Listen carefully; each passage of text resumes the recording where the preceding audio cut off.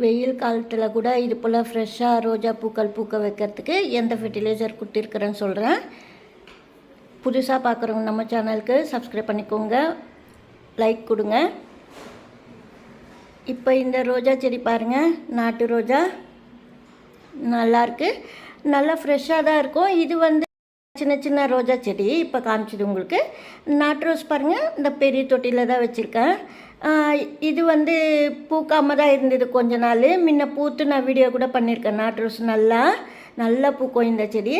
இப்போ நான் எந்த ஃபெர்டிலைசர் கொடுத்துருக்குறேன்னா, வெயில் காலத்தில் எப்போவுமே ஃப்ரெஷ்ஷாக பூக்கணுன்னாக்கா ஃபெர்டிலைசர் வந்து கரெக்டாக நம்ம கொஞ்சம் கொஞ்சம் போல் கொடுக்கணும். அதே சமயத்தில் மேல் சைடில் கூட நீங்கள் வந்து நல்லா லூஸாக வச்சுக்கணும், அதே போல் சில்னஸாக வச்சுக்கணும். அப்போ தான் ஃப்ரெஷ்ஷாக பூ வரும்.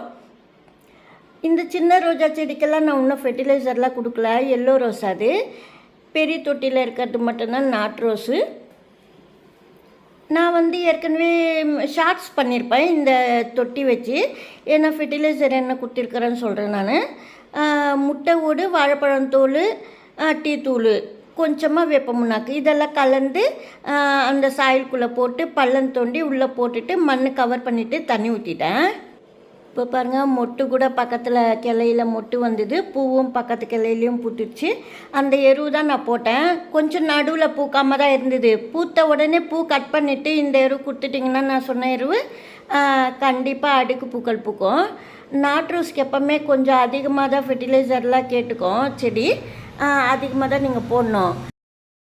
அதிகமான எந்த அளவுக்குன்னா, நீங்கள் 1 வீக் ஒன்ஸு கூட நீங்கள் ஒவ்வொரு ஸ்பூனு 2 ஸ்பூன் வந்து காய்கறி வேஸ்ட்டு வாழைப்பழம் தோலெல்லாம் போடலாம். நிறைய மொட்டு வச்சு பூக்கள் பூக்கும். அதுக்கப்புறமா வந்து நாட்டு சக்கரை தண்ணி அது போல் கூட கொடுக்கலாம். நான் வந்து இதுக்கு வந்து ஏற்கனவே நாட்டு சக்கரை தண்ணியெலாம் கொடுத்தாச்சு. ஷார்ட்ஸில் இப்போ நான் சொன்ன எருவெல்லாம் கொடுத்துருக்குறேன். அதுக்கப்புறம் நான் வீடியோ பண்ணல. இந்த செடி வச்சு பூத்ததுக்கப்புறமா பண்ணலான்னு சொல்லிட்டு பாருங்கள். இப்போ நல்லா பூத்து நல்லா அடுக்கு பூக்கெல்லாம் வெயிலில் கூட நல்லா ஃப்ரெஷ்ஷாகவே இருக்குது பிளான்ட்டு.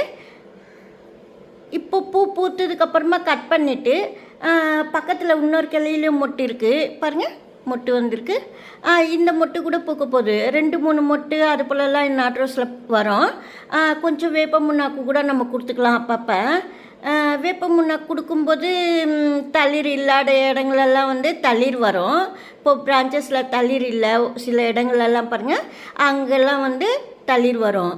அப்புறமா கொஞ்சம் தேன் கலந்து கூட நீங்கள் அரிசி கவுன தண்ணியில் வந்து ஸ்ப்ரே பண்ணிங்கன்னா நிறைய தளிர் வரும். பூக்கள் கூட அந்த பெட்டல்ஸ் கூட நல்லா அழகாக வரும். அன்றைக்கி மட்டும் எரு கொடுத்துட்டு தான், அதுக்கப்புறம் நான் வந்து எந்த எரு கொடுக்கல. இன்னும் கூட நல்லா இருந்திருக்கும். நிறைய மொட்டு வச்சு இன்னும் நிறைய கிளைகள் இருக்கும். பார்க்காததுனால கொஞ்சம் குறைவாக தான் இருக்குது. இப்போ நல்லா பூக்கள் பூக்குது இந்த பிளான்ட்டு நாட்டு ரோஸு.